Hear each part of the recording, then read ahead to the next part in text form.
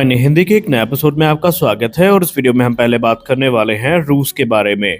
रूस इस समय एक के बाद एक अपने जो डिफेंस प्रोग्राम है उनको रफ्तार देता चला जा रहा है और इसी बीच में रूस के S-70 ड्रोन को लेकर एक बड़ी रिपोर्ट सामने आई है। हाल ही में रूस के S-70 के मिसैप को लेकर कुछ खबरें सामने आई थी, जिसके बाद से ये ड्रोन एक बार चर्चा का विषय बना था, लेकिन एक बार फिर से इसको लेकर एक रिपोर्ट सामने आई है जहां पर बताया जा रहा है कि रशियन एयरफोर्स के लिए उनका जो S-70 अनमैन ड्रोन होने वाला है, ये अपने डेवलपमेंट के फाइनल स्टेजेस में है और बहुत जल्दी इसे रशियन एयरफोर्स को सौंप दिया जाएगा। आने वाले भविष्य में ये एक लॉयल विंगमैन की भूमिका भी निभा सकता है और स्वतंत्र रूप से ऑपरेट करने में भी सक्षम है। इस ड्रोन को काफी ज्यादा कैपेबल बताया जाता है, जहां पर ये अपने साथ अलग अलग प्रकार के जो हथियार हैं उनको ले जाने में सक्षम है और रिपोर्ट्स ये भी दावा करती है कि यूक्रेनियन बॉर्डर्स के नजदीक इनको हाल ही में टेस्ट भी किया गया था, जिनके जो परिणाम रहे थे वो काफी सकारात्मक रहे थे, जो इस तरफ इशारा करते हैं कि अब ये अपने डेवलपमेंट के फाइनल स्टेजेस में पहुंच चुके हैं।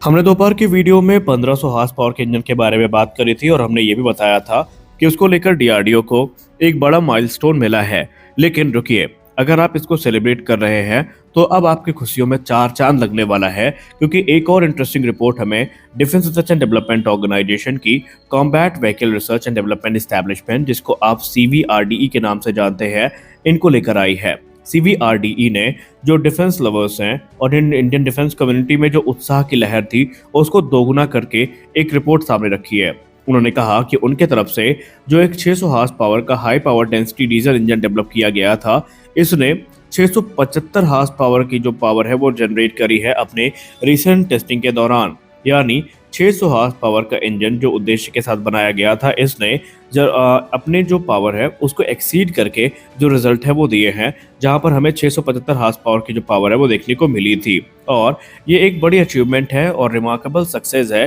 क्योंकि ये इंजन जनरेशन 1 फैमिली का इंजन है और इसके बावजूद भी इसने तकरीबन अपनी ओरिजिनल डिज़ाइन जो टारगेट किया गया था उससे 12.5% ज़्यादा अच्छे जो रिजल्ट है वो दिए हैं। और इस दौरान इसने अपना थर्मल और जो रिलायबिलिटी मार्जिन है उसको मेंटेन करके भी रखा है। इस इंजन को बेसिकली को डेवलप किया जा रहा है पब्लिक और प्राइवेट पार्टनरशिप मॉडल के अंतर्गत, जहां पर Indian private sector firm Ashok Leyland यहां पर पार्टिसिपेट कर रही है। और इस दौरान यहां पर 500 घंटे के जो इंड्योरेंस ट्रायल है वो CVRDE की जो इंजन रिसर्च सेंटर है अवधि में वहां पर आयोजित किए गए थे, और जो हाई एल्टीट्यूड ट्रायल थे इंजन के वो भी आयोजित किए गए थे लेह में। और इस दौरान इसने 640 से 675 हॉर्स पावर का जो रिजल्ट है वो प्रदर्शित किया है, बिना यहाँ पर जो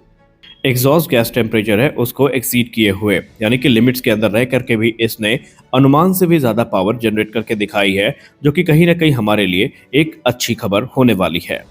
हमारे अगली बड़ी अपडेट आ रही है तेजस मार्क 2 प्रोग्राम को लेकर के। तेजस मार्क 2 प्रोग्राम को लेकर हमेशा हम लोग ये कहते हैं कि ये एक बड़ा रेवोल्यूशन लेकर आएगा भारतीय वायुसेना के लिए, और इनफैक्ट दोपहर की वीडियो में भी हमने इसी विषय पर चर्चा करी थी कि तेजस मार्क 2 के आने के बाद भारतीय वायुसेना की कैपेबिलिटी का जो कायाकल्प है वो होने वाला है, और हम गलत नहीं थे। हमारी अगली बड़ी रिपोर्ट आ रही है उत्तम एसा रडार मार्क 2 को लेकर के। उत्तम एसा रडार को लेकर हम लोग एक बात तो अच्छे से जानते हैं कि ये रडार सिस्टम एक रेवोल्यूशन को लेकर आएगा, लेकिन इसमें अब एक बड़ी चीज सामने आई है। उत्तम मार्क 2 में बेसिकली हमें एक नया रेवोल्यूशनरी स्वाश स्प्लिट मैकेनिज्म इंटीग्रेट होता नजर आएगा, जो कि फिजिकली जो रडार है उसको रिपोजिशन कर सकेगा, और इसकी जो फील्ड ऑफ व्यू हमें देखने को मिलेगी वो तकरीबन 100 डिग्री से ज़्यादा की होगी, और ये 200 डिग्री के लुक एंगल के विदिन तकरीबन 140 डिग्री का जो सर्च वॉल्यूम है वो हमें देकर लाकर देगा। यानी कि ये रडार ना सिर्फ तेजस की सर्च और ट्रैक कैपेबिलिटी को मजबूत करेगा, बल्कि ये तेजस के लिए एक बड़े अपग्रेड के तौर पर देखा जा रहा है।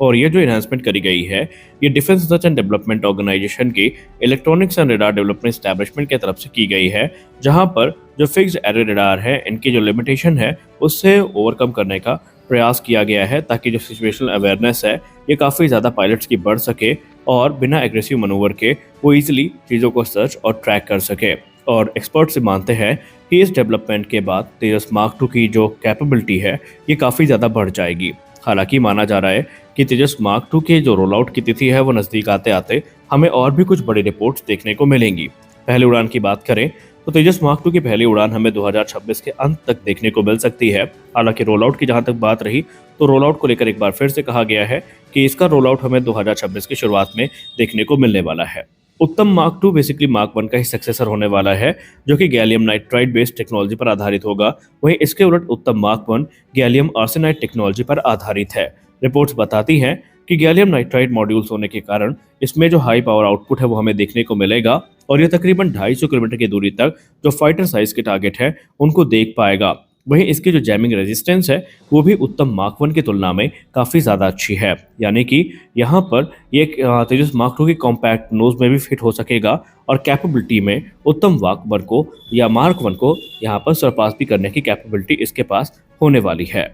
वैज्ञानिकों का यह भी कहना है कि उत्तम मार्क टू तो एक शुरुआत है, आने वाले भविष्य में हमें इस प्रकार के जो और दूसरे एक्सपेरिमेंट हैं इस क्षेत्र में वो होते दिखाई पड़ेंगे और आने वाले भविष्य में हमें ऐसी टेक्नोलॉजी भी देखने को मिलने वाली हैं जो इस एयरक्राफ्ट की कैपेबिलिटी को और भी ज़्यादा बढ़ाएंगी। खैर, इस समय पूरा देश उत्तम मार्क टू के अलावा तेजस मार्क टू की तरफ भी देख रहा है यहाँ पर, और इसको लेकर ये कहा जा रहा है कि जब ये एयरक्राफ्ट भारतीय वायुसेना को ज्वाइन करेगा तो उसके बाद भारतीय वायुसेना में सही मायने में जो बैकबोन है वो यही एयरक्राफ्ट फॉर्म करने वाला है सुखोई 30 MKI के बाद से। हमारी अगली बड़ी अपडेट आ रही है दुबई एयर शो से। दुबई एयर शो से एक इंटरेस्टिंग डेवलपमेंट हमें देखने को मिला है, जहां पर एक तरफ तेजस मार्क टू और JF-17 की जो राइवलरी है ये मेंटेन है और हम लोग ये आशा कर रहे थे कि फ्लाइंग डिस्प्ले में इस बार JF-17 थंडर और तेजस का आमना सामना होगा और टक्कर काफी कांटे की होगी। लेकिन हमारी इन उम्मीदों को ठेस तब लगी जब JF-17 थंडर को फ्लाइंग डिस्प्ले में जगह ही नहीं मिली, या यूं कह लें पाकिस्तान ने इसको फ्लाइंग डिस्प्ले में रखा ही नहीं, और उसके बाद तेजस ने ही इकलौता जो फ्लाइंग डिस्प्ले है ज्वाइन किया था और उस दौरान हमें भी इसके जो मनूवर्स हैं वो देखकर हम मंत्रमुग्ध हुए थे। लेकिन अब यहाँ पर एक बड़ा डेवलपमेंट देखने को मिल रहा है। आज सुबह से पाकिस्तानी बॉट्स लगातार ट्विटर पर ये ट्वीट कर रहे थे कि भारतीय पायलट्स ने JF-17 थंडर के साथ फोटो खिंचवाई और वो ऐसा दिखा रहे थे कि JF-17 की जो फैन फॉलोइंग है वो इंडिया में बहुत ज़्यादा है और ये एयरक्राफ्ट बहुत सुपीरियर है। लेकिन उनके तरफ से ये तस्वीर जो दिखाई गई थी वो आधी तस्वीर थी। बाकी आधी तस्वीर ये है कि JF-17 के पायलट्स ने भी तेजस के साथ जो फोटोशूट है वो करवाया है। माना जाता है कि ये एक कर्टसी होती है, या यूँ कह लें एक ये व्यवहारिक कह सकते हैं व्यवहार है, जहाँ पर जा करके एक दूसरे के पेविलियन में विजिट होती है और इस दौरान एक दूसरे के साथ जो साधुवाद है वो किया जाता है और इसमें कुछ भी एबनॉर्मल नहीं था। लेकिन पाकिस्तानी इसको इस प्रकार से दिखा रहे थे मानो बहुत बड़ी जीत हो गई हो उनकी, और तेजस की जो JF-17 की जो फैन फॉलोइंग है वो इंडिया में बढ़ती जा रही है। और आपको तो पता ही है कि ये चाइनीज़ कबाड़ किस योग्य है और भारत के सामने इसका क्या हाल हुआ था। लेकिन जो कुछ भी हो, अब यहाँ पर तेजस का जलवा बिखर चुका है। वहीं तेजस मार्क टू ने भी काफ़ी ज़्यादा स्पॉटलाइट यहाँ पर इस पूरे के पूरे एयर शो के दौरान बटोरी है। तो आज के इस वीडियो में बस इतना ही। आशा करते हैं ये वीडियो आपको अच्छा लगा होगा और आप भी ये जो अभी आयोजन हुआ है जहाँ पर भारतीय पायलट्स ने JF-17 के साथ तो पाकिस्तानी पायलट्स ने तेजस के साथ फोटो खिंचवाई है, इसको लेकर क्या सोचते हैं कमेंट सेक्शन में ज़रूर बताएं। मिलते हैं अगले वीडियो में, तब तक के लिए जय हिंद।